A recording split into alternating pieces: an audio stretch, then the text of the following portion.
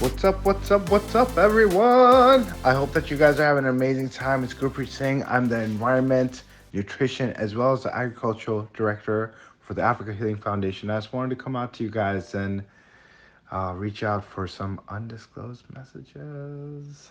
Something that's gonna be on the Super DL, guys. So, this is like something that I wanted to go and share with you guys on the Anonymous because obviously, what we found out throughout this 30 men, 30-day campaign is that a lot of men have a lot of vulnerability in terms of like sharing what they're experiencing, what they're going through, and the emotions that they go through on like a daily basis. And, honestly, I was kind of shocked because me personally, I thought that like a lot of men like had an easy time being vulnerable, but what we found out throughout this discussion and throughout this period of time is that a lot of men don't really have an easy time of being vulnerable, but some men have disclosed me some stories. And so I'm going to just share one of these stories with you today. And this is about a black man that I met at a gym. And I was like, dude, you're so ripped. Tell me about like your secret. He's like, it's because I'm always looking out for people. And I was just like, what do you mean? And he's like, well, when I was like 7 years old, I was beat up as a kid. My father used to go and beat me up ever since I was like a little kid, but I was beat up to the point that I was sent to a hospital. Two broken shins, one broken ankle. And I was just like, oh my gosh, dude, I'm so sorry to hear that.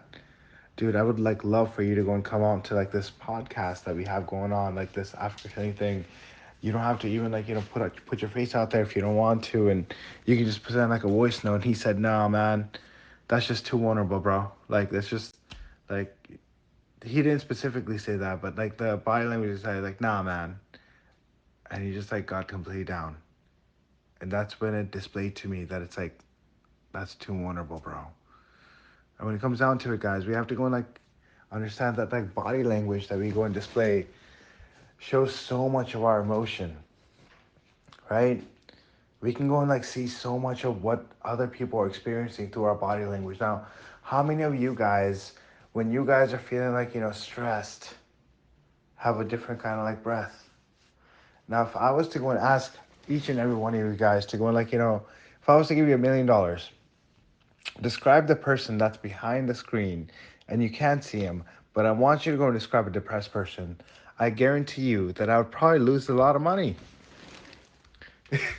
Now think about this, guys.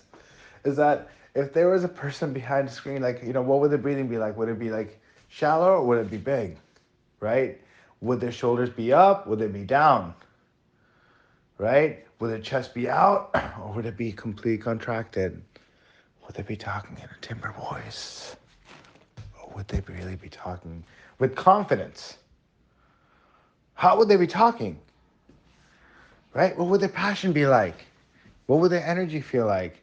Would they be very like willing to go and hug you or like very like, like displaced in terms of it? So I could just tell by the energy that he displayed that he did not feel positive about it. So I was like, so tell me, so like what inspired you to go and get into it? It's like, like throughout my life, my father didn't just beat me. He like, actually like, beat like my brothers, and he also beat my mom. And I was the eldest brother, so I told my brothers that they have to also get to be strong, so that one day we can fight back. So one day, his father decided to go and take his mother to kitchen table after apparently a meal that didn't just taste good enough. After having a few drinks, right? So he bashed her head against the kitchen table. That's the point that he came running out, and he beat him up quite a bit, bashed his head against the kitchen table, started beating him up to a point. His mother tried to stop him. At that point, he had become too strong, and his brothers actually joined in as well, but that wasn't actually filed in a police report. He took all the blame for it.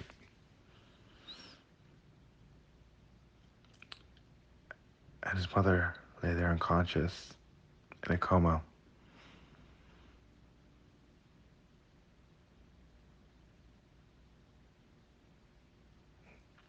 Her head injuries had gotten to such a point where she had to be induced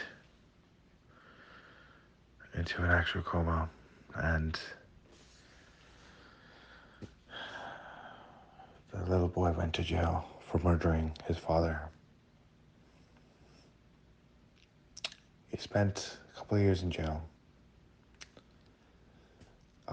because he had murdered somebody, but at the same time, it was in defense of his mother.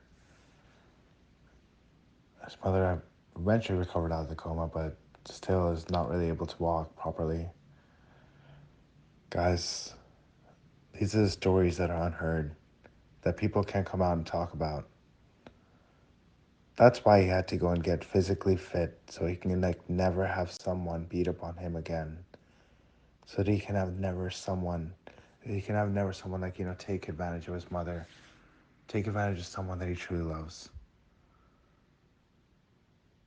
Sometimes, guys, these are the small things that really matter. And he had to remain anonymous because he doesn't even feel comfortable with coming out, sending us a voice note, sending us any kind of thing, sending it, like getting onto video at all, guys. And I want to go and implore that all men on this network get on this 30-day challenge. If you guys want to, you guys can even go ahead and get onto our Facebook on Africa Healing Foundation. Send us a notification. Send us like a message. Like us on YouTube. You guys can even comment on there if you guys want to be on there. Guys, we want to go and get these kind of stories out.